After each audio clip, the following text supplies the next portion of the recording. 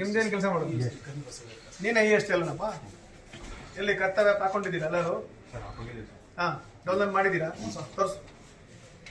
ಎಷ್ಟು ಗಂಟೆ ಕಚೇರಿ ಬರ್ಬೇಕು ಎಲ್ಲರೂ? 10 ಗಂಟೆಗೆ ಬರ್ಬೇಕು. ಹಾಂ,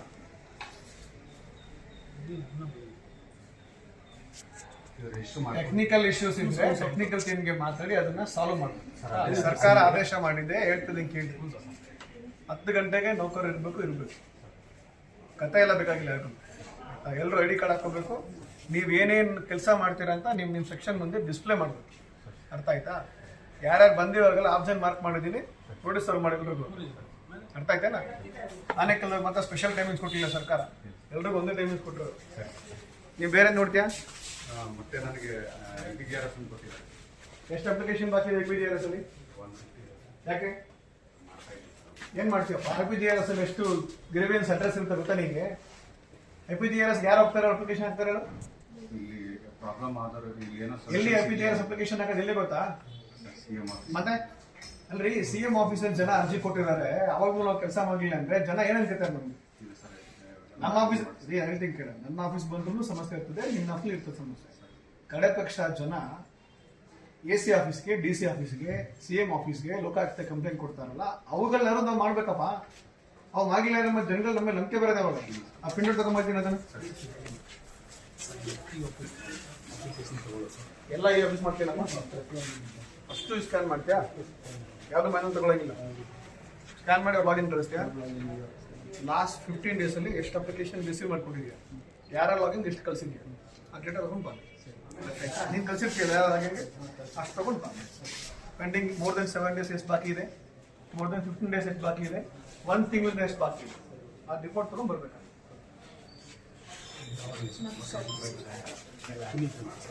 ಎಲ್ಲಿದ್ದೀರಪ್ಪ ನೀವೆಲ್ಲ? ಇಲ್ಲ ಬನ್ನಿ, ಕೆಲಸ ಮಾಡೋಗಿನಿ. ಕೆಲಸ ಮಾಡಿ ನಾನು ಎಲ್ಲ ಆಫೀಸ್ ನೋಡ್ಕೊಂಡು ಬಂದ್ಬಿಡ್ತೀನಿ, ಆಮೇಲೆ ನೀವು ಬನ್ನಿ ಆಯ್ತಾ? ಇನ್ನೆಲ್ಲಿದೆಯಪ್ಪ?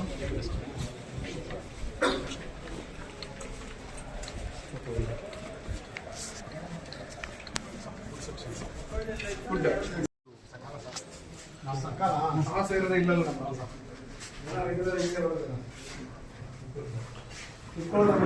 ಎಷ್ಟು ಅಪ್ಲಿಕೇಶನ್ ಬಾಕಿ ಸಕಾಲ ಡೇಟಾ ಕೊಡೋಕೆ ಸಕಾಲ ಅಪ್ಲಿಕೇಶನ್ ಎಷ್ಟು ಬಾಕಿ ಇದೆ, ರೋಡ್ ಎಷ್ಟಿದೆ ಕೊಡೋದು, ಬೇಗ ತೆಗಿಬೇಕು. ಇದಕ್ಕೂ ನೀವು ಸೇರಿಸ್ತಾರ? ಈಗ ರೀಸೆಂಟ್ ಆಗಿ ನಿನ್ನೆಯಿಂದ ಕಂಪ್ಲೇಂಟ್ ಬರ್ತದೆ ಸ್ಟೇಟ್ ಲೆವೆಲ್. ಏನ್ ಕಂಪ್ಲೇಂಟ್ ಗೊತ್ತಾ? ಎಲಿಜಿಬಲ್ ಇರೋ ಎಷ್ಟೋ ಜನ ಪೆನ್ಷನ್ ಅವರು ವಯಸ್ಸಾಗಿರೋರಿಗೆ ಸ್ಟಾಪ್ ಆಗ್ಬಿಟ್ಟಿದೆ ಪೆನ್ಷನ್. ರೀಸನ್ಸ್ ಸಾವಿರ ಇರ್ಬೋದು, ನಮ್ಮ ರೀಸನ್ ಇರುತ್ತೆ. ಮೇಡಮ್ ಬರ್ರಿ, ಪೆನ್ಷನ್ ಮೊನ್ನೆ ಮೀಟಿಂಗ್ ಅಲ್ಲಿ ಹೇಳಿದಾರ, ಸ್ಟಾಪ್ ಆಗಿರೋದು ಎಲಿಜಿಬಲ್ ಇರೋದಲ್ಲ, ಫೀಲ್ಡ್ ವೆರಿಫಿಕೇಶನ್ ಪೆಂಡಿಂಗ್ ಇದೆ ಅಂತ ಹೇಳಿದಾರೆ. ಎಷ್ಟು ಮಾಡಿದ್ದಾರೆ ಫೀಲ್ಡ್ ವೆರಿಫಿಕೇಶನ್ ರಿಪೋರ್ಟ್ ತಗೊಂಡು ಅಲ್ಲಿ ಪೆಂಡಿಂಗ್ ಮೀಟಿಂಗ್ ಮಾಡಿ ಡಿಸ್ಕಷನ್ ಮಾಡೋದು ಬೇಡ. ಬಟ್ ನನಗೆ ರೀಸನ್ಸ್ ಬೇಕು, ಎಷ್ಟು ಜನ ಪೆನ್ಷನ್ ನಿಂತೋಗಿದೆ ಆಯ್ತಾ? ಫೀಲ್ಡ್ ವೆರಿಫಿಕೇಶನ್ ರಿಪೋರ್ಟ್ ಬಾಕಿ ಇದೆ, ಅದು VA ಮಾಡೋದು. ಓಕೆ, ಎಷ್ಟು ಜನ VA ಇದ್ದಾರೆ? ಆ ಪಿನ್ ತೆಗಿಯಪ್ಪ. ಎಷ್ಟು ಜನ VA ಇರೋದು? ನನಗೆ 35 ಜನ ಇದ್ದಾರೆ ಸರ್. VA ಎಷ್ಟು ಅಪ್ಲಿಕೇಶನ್ ಬಾಕಿ ಇದೆ ನಿಮ್ದು ಮೇಡಮ್? ಫೀಲ್ಡ್ ವೆರಿಫಿಕೇಶನ್ ಒಬ್ಬರಿಗೆ ಎಷ್ಟು ಅಪ್ಲಿಕೇಶನ್ ಬರ್ಬೋದು? ಮಾಡ್ಬೇಕಮ್ಮ. ಏನಾಗುತ್ತೆ ಅಂತ ಕೇಳಿ, ಇವಾಗ ಗ್ಯಾರಂಟಿ ಸ್ಕೀಮ್ಸ್ ನ ಸರ್ಕಾರ ರಿವೈಸ್ ಮಾಡ್ತಾ ಇದೆ. ರಿವೈಸ್ ಗೈಡ್ ಲೈನ್ಸ್ ಅಲ್ಲಿ ಯಾರು ಇನ್ಎಲಿಜಿಬಲ್ ಗೆ ಮಿಸ್ ಆಗ್ಬಾರ್ದು ಆಯ್ತಾ?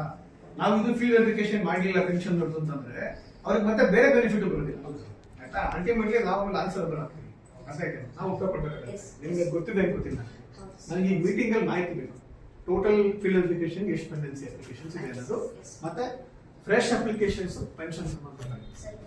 ಆಮೇಲೆ ನಿಮ್ಗೆ ಹೇಳ್ತಾ ಇದ್ದೀನಿ, ಪೆನ್ಷನ್ ಅದಾಲತ್ ಮಾಡಬೇಕು. ಹೋಬ್ಳಿ ವೈಸು ಡೇಟ್ ಫಿಕ್ಸ್ ಮಾಡಿ ನಾನೇ ಬರ್ತೀನಿ. ಬರೀ ಪೆನ್ಷನ್ ಅಷ್ಟೇ ಮಾಡೋದಿಲ್ಲ, ಪೆನ್ಷನ್ ಜೊತೆಗೆ RRT ಕರೆಕ್ಷನ್ಸ್ ಮಾಡ್ಬೇಕು. ಇವತ್ತು ನಾನು RIಗಳಿಗೆ ಹೇಳ್ತೀನಿ, RRT ಕರೆಕ್ಷನ್ಸ್ ಏನ್ ಬರುತ್ತೆ ಅದು ಪೆನ್ಷನ್ ಅದಾಲತ್ ಮಾಡೋದಕ್ಕೆ ಡೇಟ್ ಫಿಕ್ಸ್ ಮಾಡಿ ನಾನು ಬರ್ತೀನಿ. ಎವ್ರಿ ಫ್ರೈಡೆ ಬರ್ತೀನಲ್ಲ, ಬೆಳಗ್ಗೆ ಒಂದು ಹಾಫ್ ಅನ್ ಅವರ್ 1 ಅವರ್ ಅಲ್ಲಿ ಹೋಗ್ಬಿಟ್ಟು ಆಮೇಲೆ ಬರ್ತೀನಿ. ಸದ್ಯನಪ್ಪ ಪ್ರಿಂಟ್ ಔಟ್ ತಗೊಂಡ್ಬಂದಿಲ್ಲ.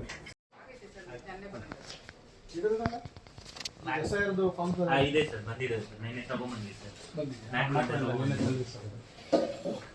ಎಲೆಕ್ಷನ್ ಅಲ್ಲೇ ಮೀಟಿಂಗ್ ಮಾಡ್ತೀವಿ. ಯಾವ ಸರ್ಟಿಫಿಕೇಟ್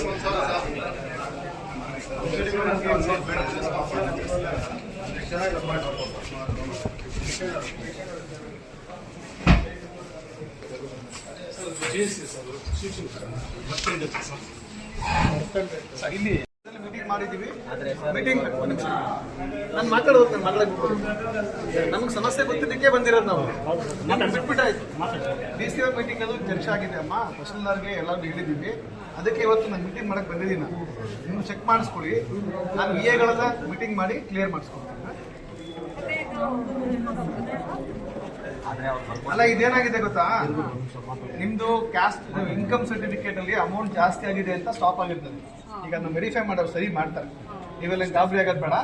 ಒಂದು 2-3 ದಿನ ಸರಿ ಹೋಗ್ತೀವಿ. ಚೆಕ್ ಮಾಡಿಸ್ಕೊಳ್ಳಿ ಸರ್. ಇನ್ಕಮ್ ಸರ್ಟಿಫಿಕೇಟ್ 1,20,000 ಕೊಡ್ತಾರೆ. ಕೊಡೋದು ಯಾರು? ಗ್ರೇಡ್ 2 ತಹಸೀಲ್ದಾರ್. ಇನ್ಕಮ್ ಜಾಸ್ತಿ ಇದೆ ಅಂತ ಹೇಳಿ ಸ್ಟಾಪ್ ಮಾಡೋದು ಯಾರು? ಅಲ್ಲ, ಅಧಿಕಾರಿಗಳೇ. ಅವ್ರು ಹೇಳ್ತಾರೆ ಮಾನದಂಡಗಳ ಪ್ರಕಾರ ಕೊಟ್ಟಿದ್ದೀವಿ ಅಂತ. ಅಪ್ಲಿಕೇಶನ್ ಇಲ್ಲ ಏನಾಗುತ್ತೆ, ಅರ್ಜಿನ ರೈಸ್ ಮಾಡುವಾಗ ಇನ್ಕಮ್ ನ ನೀವು ಡಿಸ್ಕ್ಲೋಸ್ ಮಾಡ್ಬೋದು. ನಾವು ಇನ್ಕಮ್ ಕೊಡೋದಲ್ಲ. ನಿಮ್ಮ ಆದಾಯ ಎಷ್ಟು ಅಂತ ಯಾರು ಘೋಷಣೆ ಮಾಡೋದು? ಘೋಷಣೆ ಮಾಡ್ತಾರೆ. ಹೇಳಿ, ನೀವು ಹೇಳ್ತಾ ಇರೋದು ಏನ್ ಗೊತ್ತಾ, ಪ್ರೊಸೀಜರ್ ಹೇಳ್ತೀನಿ. ನಾನು ತಹಶೀಲ್ದಾರ್ ಕೆಲಸ ಮಾಡೇ ಬರ್ತೀನಿ. ಅರ್ಜಿ ಹಾಕುವಾಗ ವ್ಯಕ್ತಿ ಆದಾಯ, ನನ್ನ ಆದಾಯ ಎಷ್ಟು ಅಂತ ನಮ್ಗೆ ವಿ ಹೆಂಗ್ ಗೊತ್ತಿರ್ತದೆ? ನೀವು ಆದಾಯ ಫಿಲ್ ಮಾಡ್ತೀರಿ, ಅದನ್ನು ಟೈಪ್ ಮಾಡ್ತೀರಿ. ಕೆಲವೊಂದು ಟೈಮ್ ನೀವೇ ಏನ್ ಮಾಡ್ತೀರಿ, ಕಡಿಮೆ ಹಾಕಿ ಜಾಸ್ತಿ ಹಾಕಿ ಅಂತ ಮಾಡಿಸಿರ್ತೀರಿ. ಈಗ ಏನಾಗ್ತದೆ, ಸಾಫ್ಟ್ವೇರ್ ನಲ್ಲಿ ಎಲ್ಲವೂ ಗೊತ್ತು ನಿಮ್ಗೆ. ಆಧಾರ್ ಕಾರ್ಡ್ಗೆ RTC ಲಿಂಕ್ ಆಗಿದೆ, ಆಧಾರ್ಗೆ ಪ್ಯಾನ್ ಲಿಂಕ್ ಆಗಿದೆ, ಪ್ಯಾನ್ಗೆ ಬ್ಯಾಂಕ್ ಅಕೌಂಟ್ ಲಿಂಕ್ ಆಗಿದೆ ಇಲ್ವಾ? ಎಲ್ಲರಿಗೂ ನಾವು ಫ್ರೂಟ್ಸ್ ಐಡಿ ಮಾಡಿದೀವಿ. ಫ್ರೂಟ್ಸ್ ಐಡಿ ನಲ್ಲಿ ಆಧಾರ್, ಪ್ಯಾನ್ ಎಲ್ಲ ಲಿಂಕ್ ಆಗಿದೆ. ಅದರ ಬೇಸ್ ಮೇಲೆ ಅಪ್ಲಿಕೇಶನ್ ರೈಸ್ ಆಗಿರುತ್ತೆ. ಈಗ ಬ್ಯಾಂಕ್ ಅಲ್ಲಿರೋ ಸಾಫ್ಟ್ವೇರ್ ಗೊತ್ತಿರಲ್ಲ, ಇವರು ಪೆನ್ಷನ್ ತಗೋತಾರೆ ಬಿಡ್ತಾರೆ ಅಂತ ಗೊತ್ತಿರಲ್ಲ. ಅದಕ್ಕೆ ಇನ್ಕಮ್ ಟ್ಯಾಕ್ಸ್ ಇರೋ ಗೊತ್ತಿರಲ್ಲ. ಅದೇನ್ ಮಾಡುತ್ತೆ, ಅಪ್ಲಿಕೇಶನ್ ಸಸ್ಪೆಕ್ಟ್ ಮಾಡಿ ಕಳ್ಸುತ್ತೆ. ಆ ಸಸ್ಪೆಕ್ಟ್ ಆಗಿ ಬರೋ ಅಪ್ಲಿಕೇಶನ್ ನಾವು ಮತ್ತೆ ವೆರಿಫೈ ಮಾಡಿ ಅವ್ರಿಗೆ ಕಂಟ್ರೋಲ್ ಮಾಡ್ತೀವಿ. ಅದೊಂದು ಪ್ರೋಸೆಸ್. ಪೆನ್ಷನ್ ನ ಒಂದೇ ಇಲಾಖೆಯಲ್ಲಿ ನಾವಷ್ಟೇ ಕೊಡೋದು, ನಾವಷ್ಟೇ ಮಾಡೋದಾಗಿದ್ರೆ ಸಮಸ್ಯೆ ಇರಲಿಲ್ಲ. ನಮ್ಮ ಇಲಾಖೆಯಿಂದ ಹೋಗಿ ಟ್ರೆಜರಿಗೆ ಹೋಗಿ, ಬ್ಯಾಂಕ್ ಹೋಗಿ, ಸರ್ಕಾರಕ್ಕೆ ಹೋಗಿ ಬರ್ತಾ ಇರ್ತೀವಿ. ಸೆಂಟ್ರಲ್ ಗವರ್ಮೆಂಟ್ ಸ್ಕೀಮ್ ಬರ್ತಾ ಇರ್ತದೆ. ಗ್ರೇಡ್ 2 ಏನ್ ಹೇಳ್ತಾರೆ ಅಂದ್ರೆ, ಇದು ನಮಗೂ ಅನ್ವಯಿಸಲ್ಲ. ಅಲ್ಲಿ ಹೋಗಿ ನೀವು ಅಲ್ಲಿ ಏನು ಅಂತ ಮೀಟಿಂಗ್ ಅಲ್ಲಿ ಹೋಗಿ ವಿಚಾರಿಸಿ ನಮಗ್ ಬರೋದೇ ಇಲ್ಲ ಅನ್ಬಿಟ್ಟು ಕೂಲಂಕುಷವಾಗಿ ಅವರು ನಮ್ಮ ಮೇಲೆ ಧಮಕಿ ಹಾಕಿದ್ದಾರೆ ಮೊನ್ನೆ. ಇದೇ ವಿಚಾರ ಜಿಲ್ಲಾಧಿಕಾರಿಗಳ ಅಧ್ಯಕ್ಷತೆಯಲ್ಲಿ ನಿನ್ನೆ ಸಭೆ ಮಾಡಿ ಜಿಲ್ಲಾಧಿಕಾರಿಗಳೇ ಖುದ್ದು ನನಗೆ ಕಳಿಸ್ತೀವಿ. ಆನೇಕಲ್ ತಾಲೂಕಲ್ಲಿ ಸಮಸ್ಯೆ ಇದೆ, ಈ ತರ ಆಗಿದೆ. ಇಲ್ಲೊಂದೇ ಸಮಸ್ಯೆ ಇಲ್ಲ, ಎಲ್ಲಾ ಕಡೆ ಇದೆ. ಬಟ್ ಬೆಂಗಳೂರಿನಲ್ಲಿ ಇವತ್ತಿಗೂ ರೈತರು ಇರೋದು ಜಾಸ್ತಿ ಆನೇಕಲ್ ಭಾಗದಲ್ಲಿ, ಗ್ರಾಮಾಂತರ ಭಾಗ ಜಾಸ್ತಿ ಇಲ್ಲಿದೆ. ಇಲ್ಲೇ ಜಾಸ್ತಿ ಪೆನ್ಷನ್ಸ್ ಇರೋದ್ರಿಂದ ಚೆಕ್ ಮಾಡಕ್ ಹೇಳಿದ್ದಾರೆ. ಅದಕ್ಕೆ ಬಂದಿದ್ದೀನಿ ನಾನು. ಎಲ್ಲರನ್ನೂ ಮೀಟಿಂಗ್ ಮಾಡ್ತೀನಿ. ಇವಾಗ ತಹಸೀಲ್ದಾರ್ನ ಅವ್ರನ್ನೆಲ್ಲ ಅಲ್ಲೇ ಕಳಿಸ್ತಿದ್ದೀನಿ, ಬರ್ತಾರೆ. ಇವತ್ತು ಎಲೆಕ್ಷನ್ದು ಪೆನ್ಷನ್ ಎಲ್ಲ ಮೀಟಿಂಗ್ ಮಾಡಿ ಡೀಟೇಲ್ಡ್ ಆಗಿ ಏನೇನು ಸಮಸ್ಯೆ ಆಗಿದೆ ನೋಡಿ, ಎಲ್ಲ VRಗಳನ್ನ ಕರೆಸಿ 1 ವಾರದೊಳಗಡೆ ಎಲ್ಲರೂ ಹೋಗಿ ಇವನ್ನೆಲ್ಲ ವೆರಿಫಿಕೇಶನ್ ಮಾಡಿ ಅಪ್ಡೇಟ್ ಮಾಡಕ್ಕೆ ಹೇಳಿದೀವಿ ನಾವು. ಮತ್ತೆ ನಾನು ಮುಂದಿನ ಶುಕ್ರವಾರ ಬರ್ತೀನಿ, ಅವತ್ತು ವೆರಿಫೈ ಮಾಡ್ತೀನಿ. ಎವ್ರಿ ವೀಕ್ ಬಂದು ಚೆಕ್ ಮಾಡಿ ಯಾರಿಗೆ ನೈಜ ಫಲಾನುಭವಿಗಳಿದ್ದಾರೆ, ಯಾರು ಈ ತರ ವಯಸ್ಸಾಗಿದೆ ನಿಜವಾಗ್ಲೂ ಅರ್ಹರಿದ್ದಾರೆ, ಅವ್ರು ಯಾರಿಗೂ ಪೆನ್ಷನ್ ತಪ್ಪಬಾರ್ದು, ಅವ್ರು ಯಾರಿಗೂ ಬೆನಿಫಿಟ್ ಹೋಗ್ಬಾರ್ದು ಅಂದ್ರೆ ಮಿಸ್ ಆಗ್ಬಾರ್ದು ಅನ್ನೋದೇ ನಮ್ಗಿದು. ಅದನ್ನ ಮಾಡಿಕೊಡ್ತೀವಿ. ಈಗ ನಾವು ಆಕ್ಷನ್ ತಗೋಬೇಕು ಮಾಡಿದೀವಿ, FIR ಮಾಡಿದೀವಿ. ಅವ್ರು ಬೇಲ್ ತಗೊಂಡು ಕಾನೂನು ಪ್ರಕ್ರಿಯೆ ನಡೀತಿದೆ. ಜೊತೆಗೆ ರೆಕಾರ್ಡ್ ಸ್ಕ್ಯಾನಿಂಗ್ ಆಗ್ತಾ ಇದೆ, ಎಷ್ಟು ಸ್ಕ್ಯಾನ್ ಆಗಿದೆ, ಎಷ್ಟು ಅಪ್ಲೋಡ್ ಆಗಿದೆ, ಯಾಕೆ ಸಿಗ್ತಾ ಇಲ್ಲ ಅಂತ ಕೇಳಕ್ ಬಂದಿರೋದು. ನಾನು ಹೇಳ್ತೀನಿ ಕೇಳಿ, ಟೈಮಿಂಗ್ಸ್ ಆಗಲಿ, ರೆಕಾರ್ಡ್ ರೂಮ್ಸ್ ಆಗಲಿ, ಪೆನ್ಷನ್ಸ್ ಆಗಲಿ, ಎಲ್ಲ ಈಚ್ ಅಂಡ್ ಎವ್ರಿ ಸೆಕ್ಷನ್ ನ ರಿವ್ಯೂ ಮಾಡ್ತೀವಿ. ರಿವ್ಯೂ ಮಾಡಿದ್ಮೇಲೆ ನಾನು ನಿಮ್ಮ ಹತ್ರ ಮಾತಾಡ್ತೀನಿ. ಅದನ್ನ ಎಲ್ಲಾ ಸಮಸ್ಯೆಗಳು ತಿಳ್ಕೊಂಡೇ ಬಂದಿರೋದು ನಾವು. ಅಲ್ಲಿ ಸರ್ವೆ ಆಫೀಸ್ ನಲ್ಲಿ ಈಗ 2,000 ಫೈಲ್ಗಳು ಪೆಂಡಿಂಗ್ ಇದೆ. ರೈತರು ಅದಕ್ಕೆ ಈಗ ಹಾಸ್ಪಿಟಲ್ ಅಲ್ಲಿ ಕೆಲವರು ಇದ್ದಾರೆ, ಕೆಲವರು ರಾಮಕೃಷ್ಣ ಅಂತ ಡಿಸ್ಟ್ರಿಕ್ಟ್ ಸೆಕ್ರೆಟರಿ. ಹೇಳ್ತೀನಿ, ನಾನು ತಹಸೀಲ್ದಾರ್ ಅಷ್ಟೇ ಹೋಗಿಲ್ಲ, ಅದಕ್ಕೆ ಸರ್ವೆ ಇಲಾಖೆ ಹೋಗಿದ್ದು. ಎಡಿ ಎಲ್ಲಾರು ತಹಸೀಲ್ದಾರು 1-2 ಜೊತೆಗೆ ಇದಾದ್ಮೇಲೆ ತಾಲೂಕ್ ಲೆವೆಲ್ ಎಲ್ಲ ಅಧಿಕಾರಿಗಳು ಮೀಟಿಂಗ್ ಕರೆದಿದೆ. ಆನೇಕಲ್ ತಾಲೂಕ್ ಪಂಚಾಯತಿಗೆ ನಾನೇ ಅಡ್ಮಿನಿಸ್ಟ್ರೇಟರ್ ಇದ್ದೀನಿ. ತಾಲೂಕ್ ಮಟ್ಟ ಅಧಿಕಾರಿಗಳನ್ನ, ಪುರಸಭೆ ಅಧಿಕಾರಿಗಳು ಮೀಟಿಂಗ್ ಕರೆದಿದೆ. ಒಟ್ಟಾರೆ ಆನೇಕಲ್ ತಾಲೂಕಿನ ಎಲ್ಲ ಅಧಿಕಾರಿಗಳು ನನ್ನ ಅಂಡರಲ್ಲೇ ಬರ್ತಾರೆ. ಎಲ್ಲರನ್ನ ಮೀಟಿಂಗ್ ಮಾಡಿ, ನಿಮ್ಮ ಆಫೀಸ್ಗೆ ಭೇಟಿ ಮಾಡಿ, ನನ್ನ ಮಾತು ಕೇಳ್ಕೊಳ್ಳಿ, ನಿಮ್ದು ಏನೇನು ಕಂಪ್ಲೇಂಟ್ ಇವೆ ಅದನ್ನ ಅಲ್ಲಿ ವೆರಿಫೈ ಮಾಡಿ ಆಮೇಲೆ ನಿಮ್ಗೆ ಅಪ್ಡೇಟ್ ಮಾಡ್ಬೋದು. ನಿಮ್ಮ ಆಫೀಸ್ ಬಂದಂತ ಫೈಲ್ಗಳನ್ನ 7 ತಿಂಗಳು 8 ತಿಂಗಳು ಆಗಿತ್ತು. ಫೈನಲ್ ಆರ್ಡರ್ ನಿಮ್ಮಲ್ಲಿ ಬಂತು, 700 ಫೈಲ್ ನೀವು ವಾಪಸ್ ಹಾಕಿದ್ರಿ.